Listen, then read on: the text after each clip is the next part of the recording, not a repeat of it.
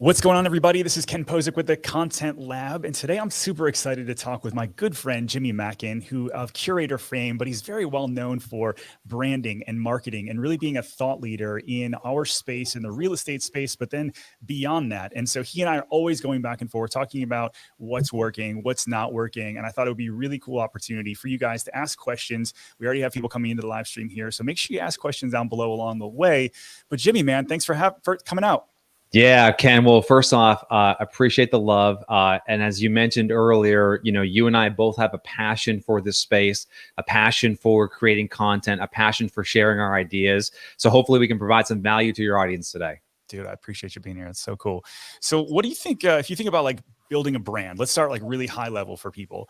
Sure. Now, you and I talk about this often. It's like, you can either buy Zillow leads or Realtor.com, or you can build your own thing. And you're really good at creating ideas that drive revenue. That's your own thing. And so from a top down level, what is building a brand like? What does that mean to you?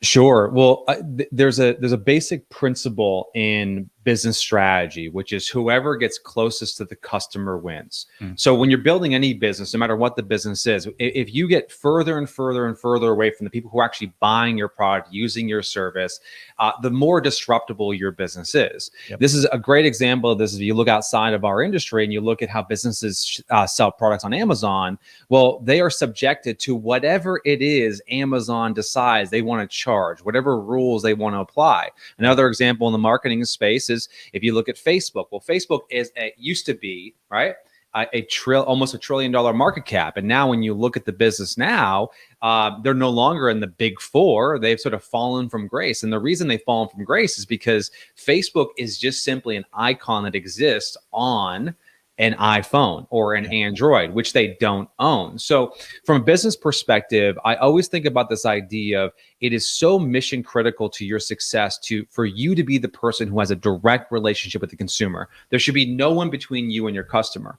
So when we translate that into brand strategy, Ken, the way to think about your brand is there's sort of three different sort of stages of a brand, which is the pre-purchase, the purchase, and the post-purchase. So pre-purchase is advertising, marketing. The vast majority of people who are listening right now who have maybe read up on brand strategy, think about brand strictly in this sort of sector, right? Which is marketing, advertising, promotions, email, content. But that's only 1/3 of what really makes up your brand. Sure. The second is purchase. This is the experience that people have when they're actually using your service or buying your product. So this is like, you get again, using an iPhone as an example, you purchase the product. Maybe you saw an ad, right? Shot an iPhone, you purchase the product, you get the box, opening up the box, right? Turning it on, setting it up, configuring it. This is part of the purchasing experience, the actual usage. And then the post-purchase. Open when you open that iPhone, it's the smell, it's the plastic that you're ripping off the phone. Before you actually get to experience it, it's that whole process. It's all of that, right? And then the post-purchase is sort of after you've used the product, right? What is your sort of thought, your experience, the emotional connection you have? And so the reason I bring this up is because for me, I believe that the definition of a brand is the association you build through all of those experiences, pre-purchase, purchase, and post-purchase. So it's not just an ad, it's not just a logo, it's not just a tagline. It is your own personal experience and the connection you make, the association you make with that company through your entire life cycle.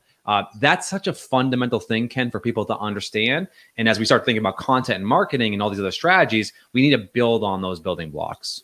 So when I think about brands, like, you think about what is the great brands in the world, I think automatically it's Nike, Apple, and Disney. Like those are the three that like I could rattle off the top. And I know in each way how that makes me feel based on their product, based on their marketing, based on all of that stuff. And so let's take it to the real estate space.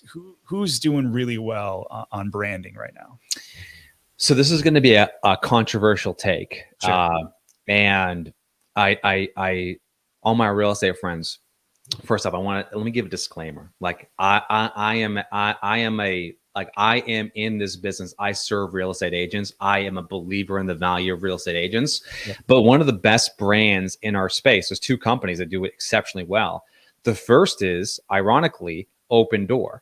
Now, Opendoor may be a shitty business and they may be going bankrupt this year, but holy crap, did they build an incredible brand in a ridiculously short amount of time. Very And clever. if you look at their advertising, the marketing, if you look at their sort of experience they've created, right, everything is about simplicity, security, certainty, speed, right? That is just so integral into their process.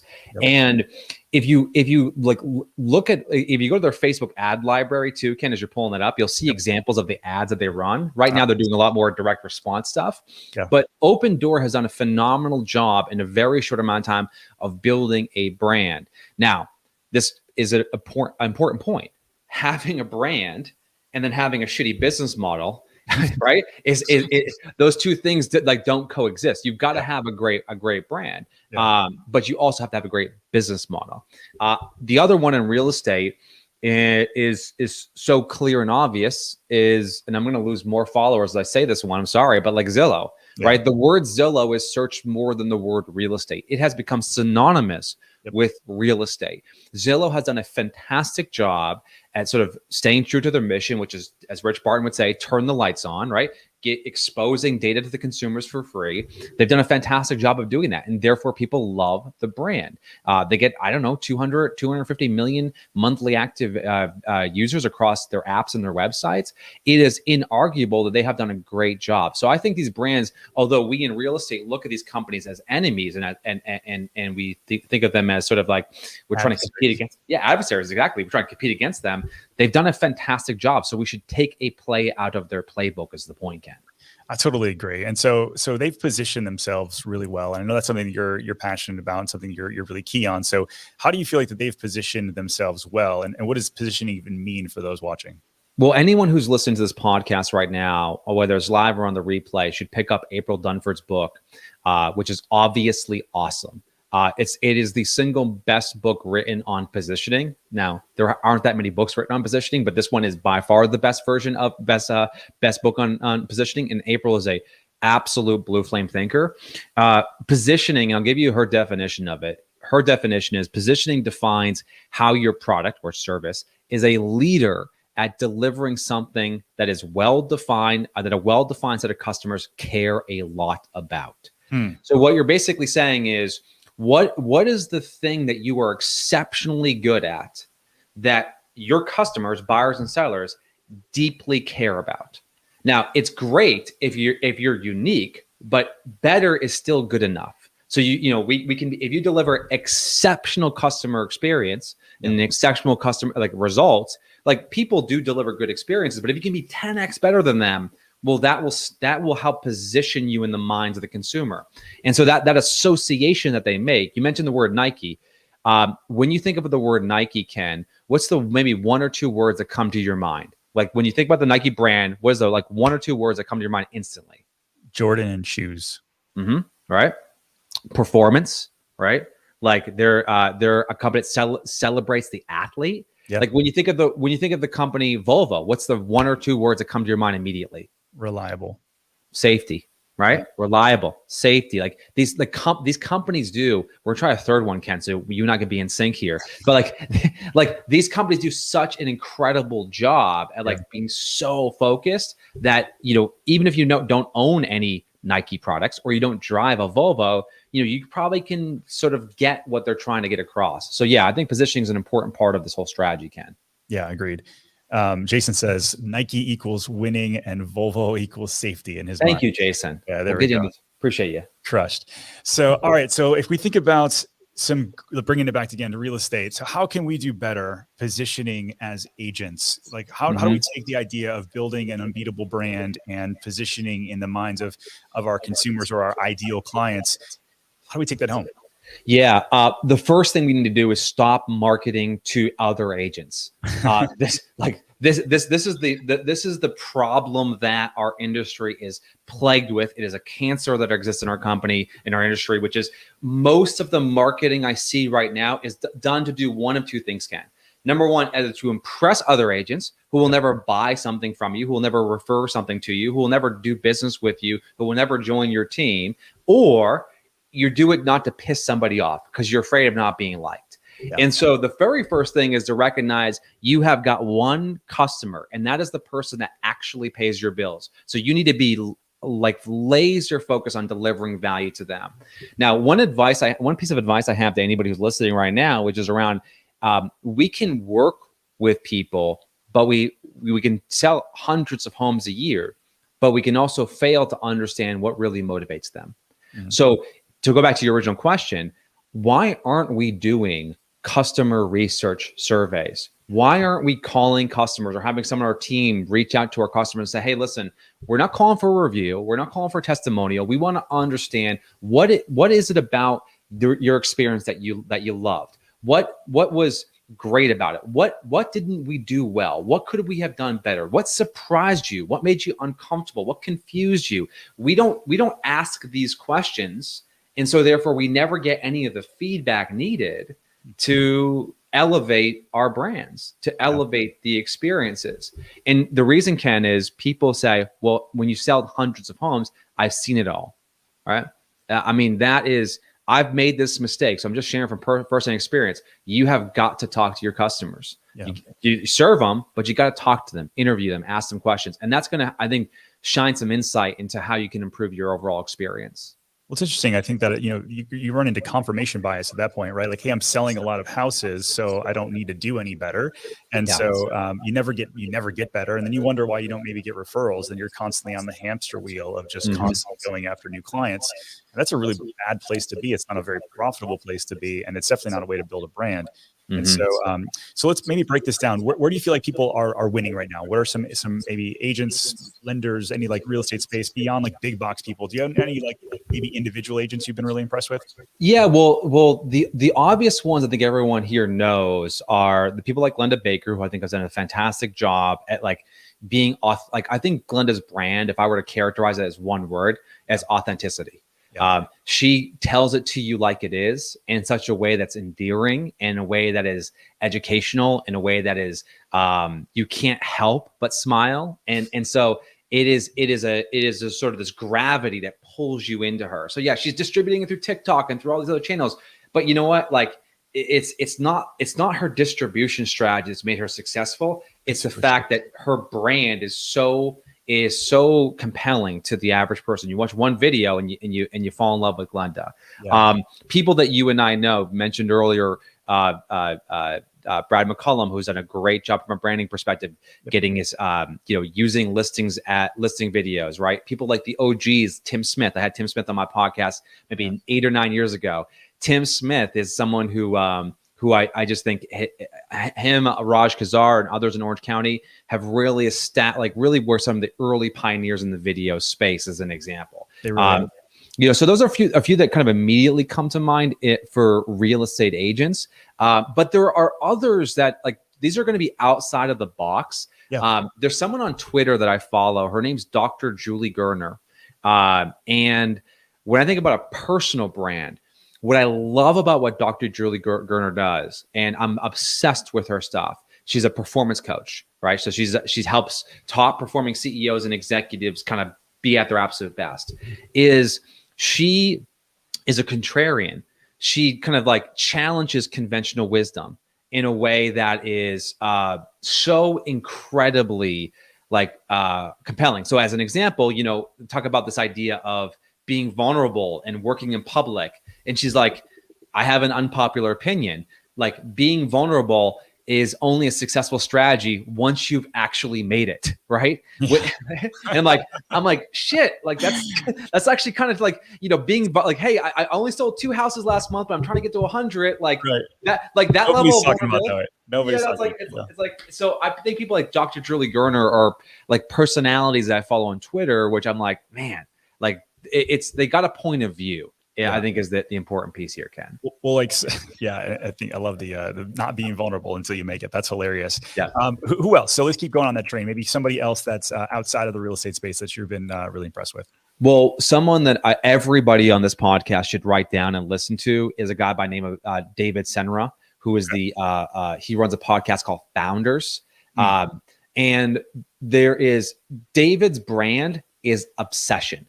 He is absolutely obsessed with trying to understand what it takes to build an enterprise, to build a business, to become successful. He studies all of the world's best entrepreneurs, thought leaders, right? Artists, musicians, and he condenses these ideas down into stories, into podcasts that basically kind of pull away the lessons. And so David is someone who his podcast, I'm telling you right now, it is the best podcast in business, bar none. If you are trying to get your PhD in business, listen to Founders. It is phenomenal. He'll do an analysis, Ken, of like all of Jeff Bezos's shareholder letters over the course of 20 years. And he'll read like the highlights of every single one of them. So if you're looking to sort of like absolutely accelerate your learnings, David's someone to follow. So David, let's take David's approach in that, taking something really big, dispelling it down into really easy chunks. How could we use that as business owners? In the sense that, well, first off, this is maybe one of the things that people really screw up is if your surface area is really large from a marketing perspective, you are never going to go deep enough to really make a dent. So as an example, if I were to say, for you, Ken, like, what are you best known for in our industry? You are best known for YouTube. Clearly, right? That is your jam. Now you are on other platforms. You're on Instagram. You're on Twitter, right? You are emailing people, right? You're using other platforms. But like this is the top of the champagne tower for you. So the lesson for your audience here is very simple: is don't feel the need to sort of spread yourself across all these distribution channels when you can own a channel. So you own YouTube in real estate, right? I'm having a hard time thinking of someone else in our space who is as good at using YouTube to reach their audience than you. David, he owns podcasting. He is like, his podcast is a wildly popular podcast. Yeah, he tweets excerpts on Twitter, but it is his podcast that reach the most successful people in business. When you look at people who are on, like Glenda, obviously owns TikTok. Now she distributes across other channels, but she owns it. So my advice is like, go very, very, very deep on a platform where your audience exists, where you can reach them in a meaningful way. Don't feel the need to like go everywhere is the point. I think that's huge. I look at so many agents that try to go everywhere. They try to go, hey, I'm everywhere, so I'm good. No, like if you actually went really, really deep, going back to like the one thing, right? If you just, what's the one thing you could actually do in your business that would change everything? I think that it's consistency and time on task in that one really great thing that feeds out into other things, maybe like Glenda distributes to other places, but she got really good at short form. And she's not trying to go, direct mail and like a million other places until she crushed that. And so I think that's probably the best advice I can give any new agent or experienced agent is just like, listen, get to know your craft, figure out who you are. If you're just like, I'm never going to get on video, you probably should get over yourself. But like, because video in one way or the other is the way to go. But if you're just like, hey, listen, I'm going to be a rock star podcaster, or I'm going to be a rock star direct mail guy, or I'm going to, or gal, like just go into it, dig into your craft. And I think that the overall marketplace rewards you that way. Well, and we should talk about the creative process, because I think this is something that I have my own, which I'm happy to share. I want to hear yours as well. But this is so let's kind of build on this idea, Ken, right? We say, okay, hey, listen, you got to follow people in and outside the industry to get inspired. You got to, choose a platform you want to go out for. How do you go about the process of creating content on a consistent basis? Now, let me just start off by saying that, like, first and foremost, quality is the strategy. So like an obsession over quality matters. The world does not need any more mediocre tweets. We don't need any more videos where people are doing this and dancing, right? We don't need that. So quality. We're going to leave that back in 2022, I heard. So I'm really excited about that. Yes, we're done with that. No one cares what you ate for lunch. No one cares if you're traveling. We don't care how rich you are, and we certainly don't care about how good of a dancer you are. So like, understand the purposes and the mission is to be useful to your audience, provide value for your audience. In order to do that, you've got to know what you're talking about. So one of the things that we love to do, because our creative process is a little bit unique, and we got some examples, Ken, you can pull up from like sites that we use. But the very first stage is what I call sort of like, it is having this extreme curiosity and to be open in the research phase. I'm always looking for inspiration. So as an example, if you go to the site Landbook, Ken, it's land-book.com. One of the things that we look for is I'm looking to find examples of great copywriting, great positioning, great advertising across all these different industries. I don't care if they sell women's makeup or if they sell, some face balm or if they sell a shaving kit. I'm looking to find inspiration outside of the industry. And again, I'm not trying to say, how does this relate to real estate? How does this relate to selling homes? Yeah. I'm just trying to open my mind up to new ideas. So we use tools like land-book.com, which aggregates some of the best websites across the world into one interface. We also use services like Marketing Examples, which is it's a site done by a guy named Harry Dry, which basically he builds kind of a public swipe file. So in the marketing space, Ken, and in the ad space, the world I come from, the swipe file is like your collection of ideas, right? Sure. So the very first stage is get your inputs dialed in. Where are you getting inspiration from? On Twitter, I follow economists and thought leaders and business professionals. On Instagram, I follow creators. On Dribble, I follow designers. On some of these other platforms like Marketing Examples, I'm aggregating other examples. I have 7 to 10 different sources that I use that are saying this is just piping information into my brain. And it's not designed, I'm not processing it yet. I'm just looking for inspiration. So then once I've got that piece, Ken, once I've got the inspiration, now I'm trying to say, let's develop the angle. So as an example, if I go on my Instagram feed right now, if you guys are following me on Instagram, we can drop a link in the live chat here. I have this is, Ken, I'm not sure you can see this. This is actually an ad. I'm going to hold this up to the camera here. Hopefully you can zoom in on it. There we go. This is an ad for Bumble. Okay.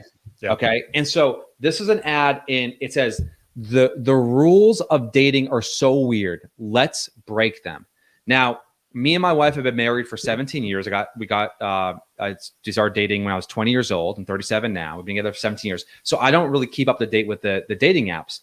But when I found this Bumble ad, immediately I was like, okay, this is a phenomenal idea here, which is on the left-hand side of the ad, there was like a text conversation between two people who were like trying to pick a restaurant to go to.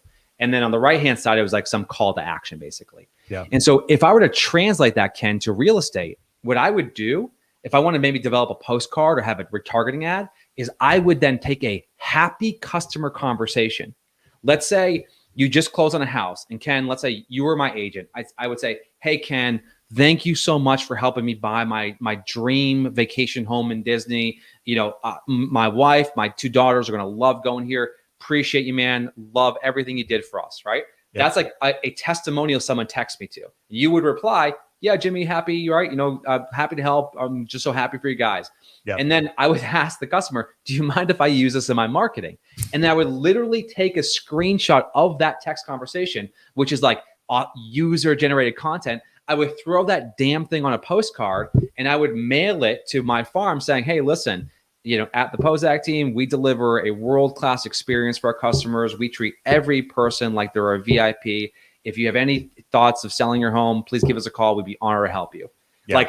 So you see, I'm taking the Bumble ad about dating, and I'm married for 17 years, and I'm translating that into something that I can apply.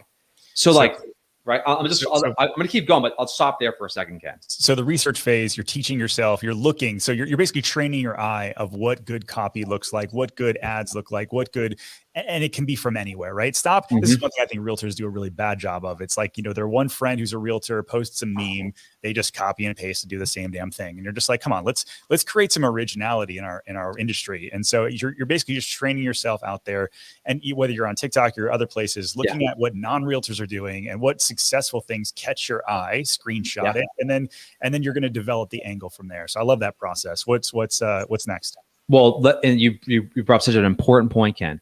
Great marketing is obvious. And so you don't need it. This is why you have to look at it through a lens of like just skimming and scanning. If it catches your eye, it makes you smile, you have an emotional reaction, like acknowledge that, pause, say, cool, let me put that in my swipe file. Like this is the problem. Like when advertising companies and ad agencies would go to see Steve Jobs, they'd have like an ad campaign for Apple, and they would walk in and they have their big presentation and they'd start talking, and Steve would say, I need you to shut up because you're not going to be here if I'm a 40-year-old mother with 3 kids, you're not going to be here explaining this to me. I just need to look at it and I need to immediately react. And so that's the thing about it. It's great advertising is obvious.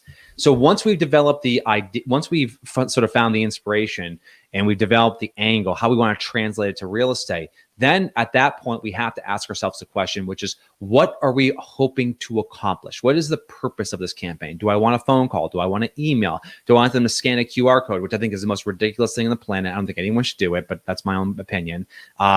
Should I scan a QR code? Do I want them just to feel something, right? Is that like, if I got a billboard on the highway, are people really going to text me from that billboard? Maybe, but like, is that really the most, like, when's the last time I did that, right? Yeah. As a consumer. So like, what is the purpose? A call, a text, a feeling, an emotion, a scan, a visit to the website, like understand what that intention is.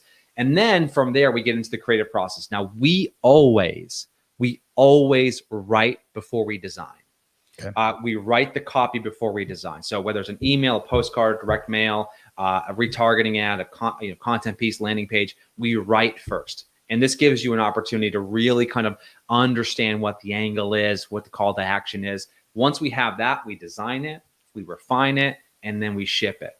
And Ken, this is important for your audience, especially going in 2023. You should measure your success by your ability to go from idea to action quickly. Yep. You're too small to be slow. That's Speed good. Is your asset, right? So you've got to really have, like, this process. We're doing this, Ken, in 90 minutes, right? Yep. Like, we ain't doing this. We ain't sitting there drinking bourbon, smoking our cigars, like, theorizing on the meaning of life. Like, no, it's like, do this now, right? And through that process, you get better, you get smarter, you get more experienced, and as a result, your marketing improves. Yeah, I love the speed to lead or speed to action is a massive benefit. It's like if they're big, they're slow. You're small, you're fast, right? Like we've heard that so many different ways. And so I agree. For me, like if I put out a video and it bombs, I analyze and I improve, and I'm on to the next one. Like I'm not going to sit there and just say, oh, it doesn't work. Yeah, no, this stuff works. You just have to refine and figure out what's working, what's not, and then get better. And like obviously by studying what other people are doing that are successful.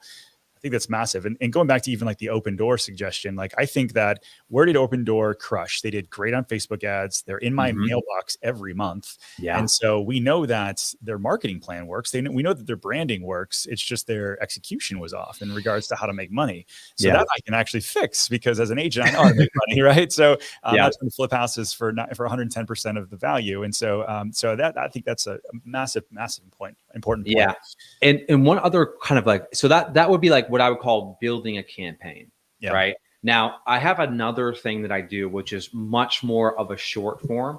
And this is almost always on something like a stat. Like, let's take Open Door as an example. So I was listening to the earnings call of Open Door this past quarter. And this is prior to their CEO being ousted and their CFO stepping in as the CEO. And one of the things that they said in the call that was so telling was that Open Door has been measuring what they call their conversion rate of real sellers since the beginning of when they went public. And the conversion rate of a real seller is if that person lists their home within 60 days of requesting an offer, they are called a real seller.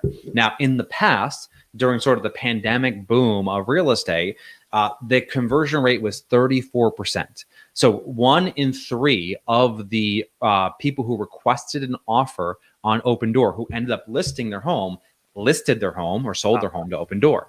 Wow. Do you know what it is now, Ken? And no, what is it? What would be your guess? I would think it went down. So, because I mean, less people, people are more willing to go on. So 15%. It's gone down to 10%, right? So meaning that the number of people who actually list their home with the realtor, right? Traditionally putting on the MLS with a realtor, like they have lost 2/3 of that audience. Wow. Now, when I heard that, and by the way, on that earnings call, they didn't talk about that. He had to be asked, and he was like, well, it's between 10 and 15%, which means it's 11%, right? Yeah. or like 10.9%. Well, and going back to, I mean, their stuff is so good. Like, I mean, I again, I can hate on someone's model, but like it's so clean. Like, you look at so many other agents' postcards, and it's like, it's stuffed with every stat that you could ever think. So much. and here's a couple of their postcard different options. They're like really clean, and I think people can easily take away some value from that. Let me ask you, let's, as we wrap up, we got just maybe three or four more minutes. If you're watching, you have comments, questions, make sure you drop them down below. But I think let's talk about different mediums. So I talked about postcards. I've been a direct mail guy for years. I think it's still successful. And honestly, the more agents that don't do it, the more I can benefit because but let's talk about maybe like go down a list of what's working and what's not. What do you think about long form marketing, video marketing at this point, YouTube, that kind of thing? Well, listen, what am I say? It doesn't work. You sold $200 million in houses last year. It works, right? Oh, yeah, it definitely works. Like it works. Right. Yes. So go ahead. We'll go rapid fire. All right, cool. Long form video works. If you're good on camera, if you're actually providing value, it works. Yes. There you go. All right. What about short form? This is one that I think you can build a massive audience in short form, but I'm curious your take on short form, TikTok, Instagram Reels.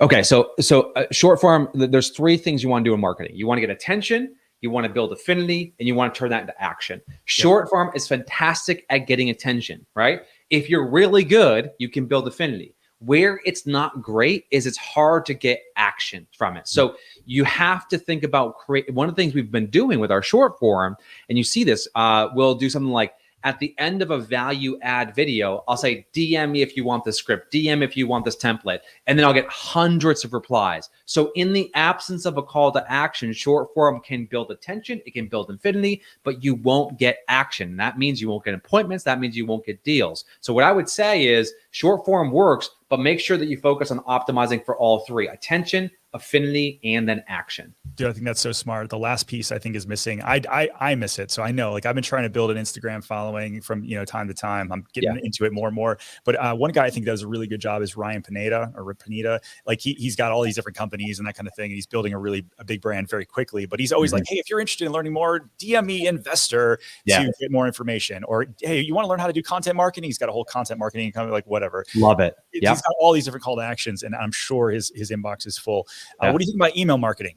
Email marketing is the obvious, best thing you could possibly do that's hiding in plain sight. That's so boring and so straightforward. And it's been around for so long that everyone is ignoring it. You should be sending 3 to 4 emails per week. You should be obsessed over trying to provide value to your customers via email. Don't believe the hype. Don't put an action plan and autopilot to your past clients in your sphere of influence. Don't use some automated script that some marketer like me wrote 6 years ago. It ain't relevant today. You have to use email as a channel to communicate what's happening in this rapidly changing market on a consistent basis. So fall in love with email marketing. You will get more traffic to your website. You'll get more engagement on social media. You'll get more inbound leads, and you'll close more deals. Like, email marketing is it. It is the thing, right? If you can only do one thing, damn, send more emails. Yeah. And you build your list. Like the power of a list, every old school marketer will tell you, Dan Kennedy, Frank Kern, all these guys are like, build the list and you can build a business. And here's the crazy thing is, I'm a big YouTube guy. I love YouTube, but if they change the algorithm like they did earlier, like mid last year, all of a sudden your views are down, your subs are down. Now my business is actually slower because of that. Right. And so thankfully we had a really strong agent referral. We had our direct mail and we had our email campaigns to kind of get us through, and obviously help from you guys as well over at Curator. And so it was interesting. The email thing, I think you're right. You said 3 or 4 times a week. And I think most people are like nervous to email their list once a month. Well, noise at that point. There again, the focus is you should only email when you can deliver something of value. So do that as often. If you can do that daily, cool. Simon Sinek sends a daily email. James Clear sends a weekly email. Chris Smith sends a weekly email. As so long as you can deliver value, then send the email. But I will say one quick thing on this, Ken. The ability, I like me personally, the conversational tone, what's happening, stories, examples, stats, it should be a living, breathing conversation with your audience. It shouldn't be let's put together a newsletter for this week. You can do that, but you can talk to your audience like a real human being. And by the way, people will they'll build that connection with you in a way that I don't think people realize is possible. Yeah, agreed. Jimmy, if people want to get to know you a little bit more or talk a little bit more about your company, how do they get a hold of you? So the best place to follow me is going to be on Instagram, right? Jimmy Mackin on Instagram. I share scripts, templates, ideas. If you've been following me, you see my stories have been on fire recently. I've been sharing examples upon examples of inspiration. And if you want to learn more about Curator, we're trying to build an alternative to Zillow Flex. We're trying to help empower our customers to connect with their next client. You can connect with us at curator.com. That's CURAYTOR.com. Thanks for hanging out, man. All right, brother. Be well.